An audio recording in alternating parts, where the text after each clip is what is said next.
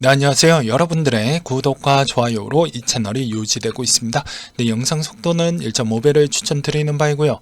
네, 이번 내용은 코인 스케줄, 시황 스케줄, 그리고 짤짤한 소식들 이렇게 한번 준비를 해보았습니다. 같이 한번 보도록 하시죠.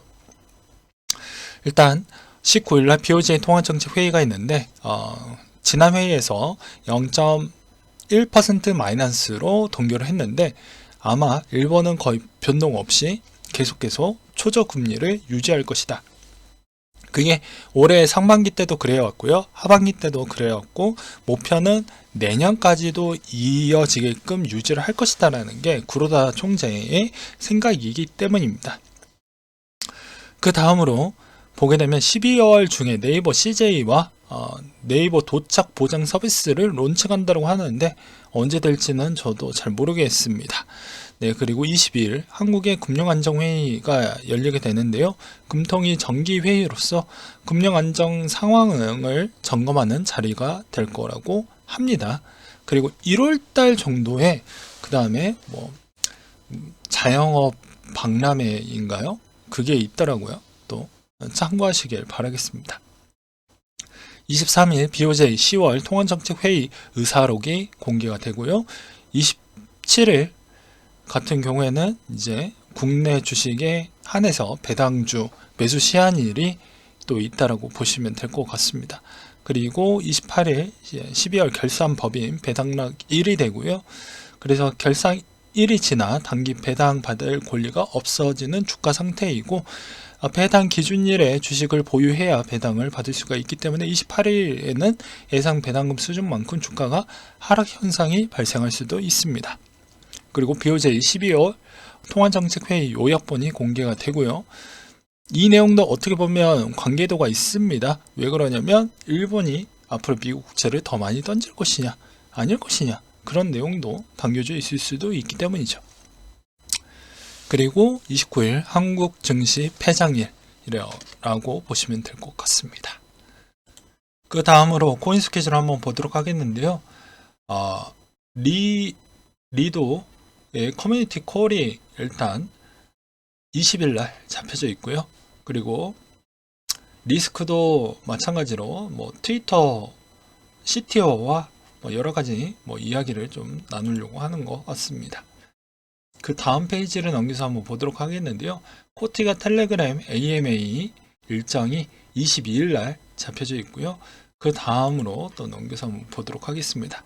보게 되면 이오스에 있는 소식이 30일날 잡혀져 있는데요. 보게 되면 테스트넷부터 해서 여러가지 이슈가 연달아 한 6가지 정도가 있기 때문에 잘 참고하시길 바라겠습니다. 그리고 그 다음 페이지를 또 넘겨서 보게 되면 SXP 솔라 런치패드라고 해서 12월 31일 날 진행이 되고요. 카와도 네이티브 브릿지를 출시하는 날도 31일 정도 되시면 된다라고 생각을 하시면 될 것 같습니다.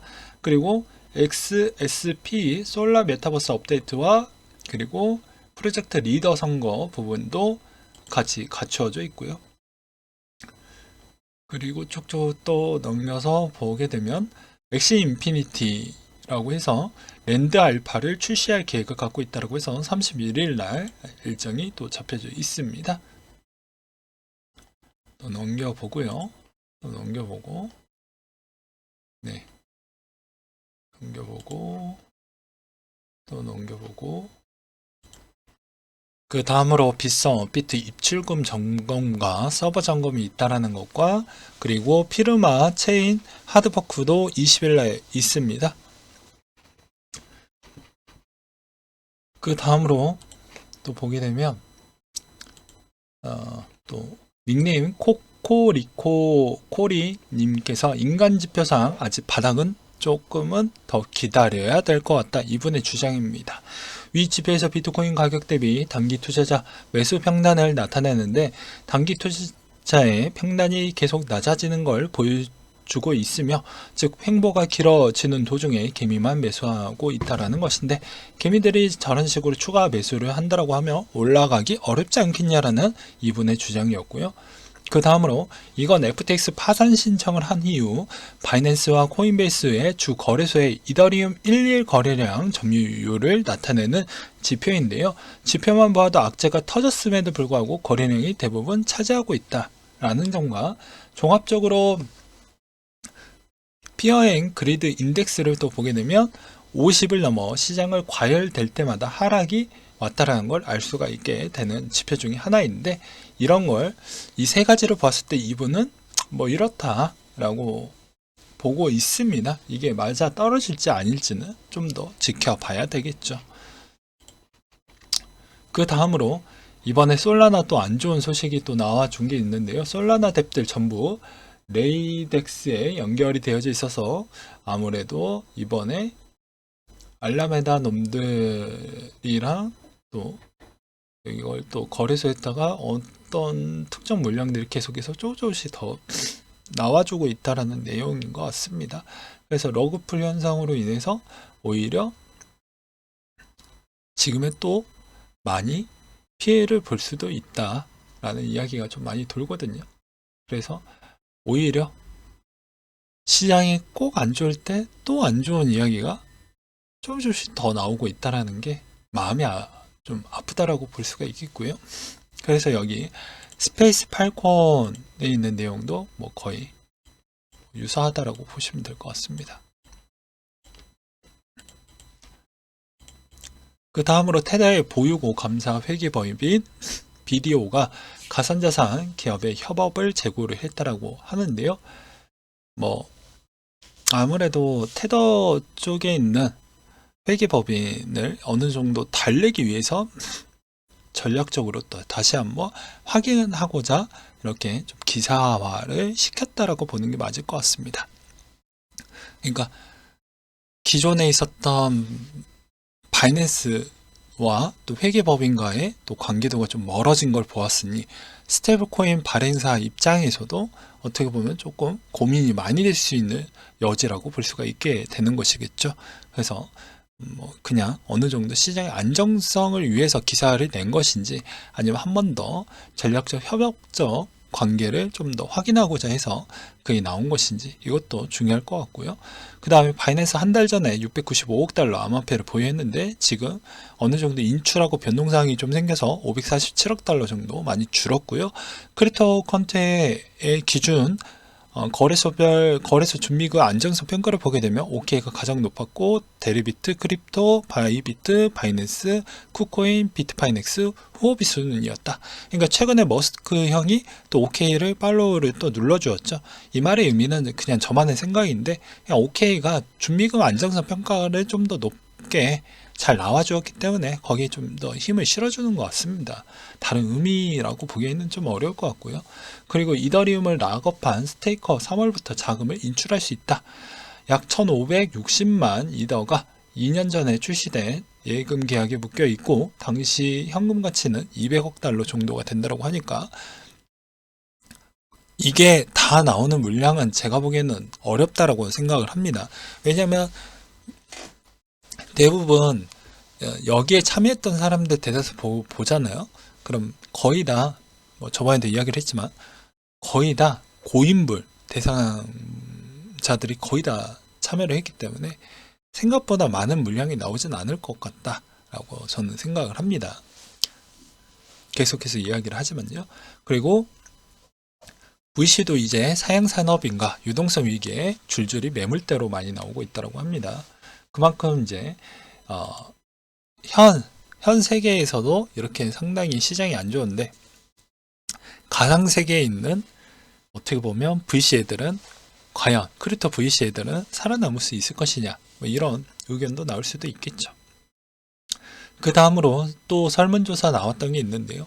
보게 되면 국내 투자자 3명 중에 1명 올해 가상자산 투자에 50% 이상 손실이 났다라는 내용이 있었는데요. 여기에서 눈에 확 들어왔던 내용 중에 무엇이었냐면, 매수 예정 암호화폐, 도지, 클레이튼, 트론, 폴리곤, 에이다. 뭐 비트는 없네요, 여전히. 예, 비트는 여전히 없습니다. 웃기지 않나요? 되게 재밌더라고요. 그리고 디파이 TVL 작년 정정 대비 75% 이상 하락을 찍어 주었다고 합니다. 11월 1600억 달러의 정점을 찍고 75% 감소한 397억 달러로 떨어져 있다라는 내용이 또 있었고요. 네, 마지막으로는 저의 개인적인 생각인데, 어차피 저는 12월 달에는 매수 생각은 없고 어차피 돈도 지금 쓸 수 있는 상황이 아니기 때문에 넘긴다라고 했고, 1월 달부터 저는 일단 매수를 할 생각입니다. 이게 이제 어떤 구독자분이 그냥 어떻게 보면 약간의 오해를 가지고 계신 것 같은데요. 이건 리딩하는 그런 방송이 아닙니다. 그냥 제 돈을 어느 시점에 내가 매수를 하겠다라는 걸 그냥 여러분들하고 공유하고 알려드리는 것 뿐입니다. 나는 이런 생각으로 그냥 이 시점에 그냥 매수를 할 것이다 라는 걸 그냥 알려드리는 부분이죠. 리딩처럼 이걸 꼭 사세요, 매수하세요, 이런 이야기가 아니라는 것입니다. 그리고 제가 매수하는 건 제 돈은 누가 지키죠? 예, 제가 지키죠. 그리고 열심히 잘 확인하고 알아보고 공부하고 그런 형태로 이렇게 이 친구는 이런 기준점으로 이런 생각을 갖고 있어서 지금 시점에 이제 매수를 할 준비를 하고 있구나 라는 걸 좀 알려드리고자 이렇게 하는 것인데, 약간의 오해가 좀 생겼던 것 같습니다.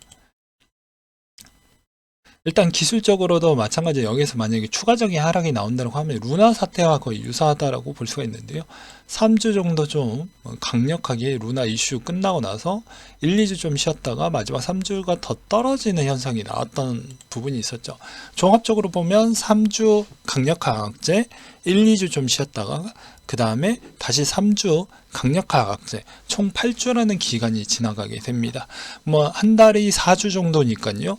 2달 정도가 지나야 비로소 끝난다라는 이야기가 또 될 수도 있겠죠. 그래서 어느 정도 캔들이 만약에 장대로 음봉으로 마감이 된다고 하면 아직은 조금은 유의를 할 필요성이 있겠지만 1월 중 정도나 이 정도가 되면 거의 그래도 저점에 가까운 위치에 거의 봉착이 되지 않을까라고 생각을 합니다. 누군가는 저기 밑에까지 보시는 분들도 있는데요. 그건 좀 도가 지나친 게, 어차피 거래소에 갖고 있는 물량이 있는 수가 많이 줄었기 때문에 개인적으로 많이 빠져나갔잖아요. 그런 것까지도 좀 고려를 해볼 필요성이 있겠고요. 이더리움에 따른 상하이 업그레이드가 일단 3월 달에 예정이 되어져 있는데, 거기에서도 실질적으로 인출하려고 하는 그 물량이 어느 정도가 나올 것이냐에 따라서도 시장에 있는 패턴 곡선은 1, 2월 달에 가장 많이 움직일 것으로 저는 생각을 하고 있습니다. 그래서 이 악재가 못해도 과거만큼 너무 많이 길어진다라고 보는 것보다 오히려 많이 내려가면 어떠한 추세를 좀 더 많이 보여주냐면요, 이렇게 가격 다지기가 좀 많이 들어갑니다. 평균치로. 예, 이렇게 평균치로 추세적으로 봤을 때 거의 평균에 상회하면서 이렇게 많이 나오게 되는데요. 이렇게 평균치에 갇혔을 때에 따른 효과로 보시면 되고요. 난 이런 것도 좀 어렵다라고 생각을 하시는 분들은 이 볼린저 밴드 상단과 하단이 어느 정도 수평 곡선까지 내려오는 형태가 계속 추세적으로 보여진다고 하면 그때 사도 늦지는 않습니다. 어차피 이 볼린저 밴드 안에서 이 노는 범위가 훨씬 더 높다라고 이야기를 많이 했죠. 그렇기 때문에 내려가고 나서 수평 조건이 좀 많이 길었잖아요. 그렇기 때문에 그런 형태로 보시면 됩니다. 그래서 지금은 아직은 아니죠. 네.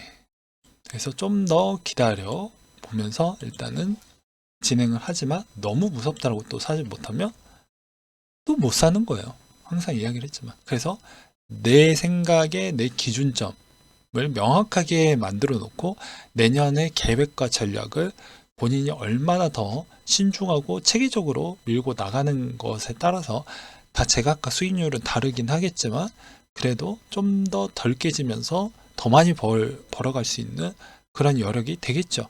네. 저는 그런 말씀을 좀 드리고 싶습니다. 네. 어차피 이 지금의 살 돈이 뭐 단타 치는 용으로 사는 것도 아니고요. 네, 이상으로 마치도록 하겠습니다.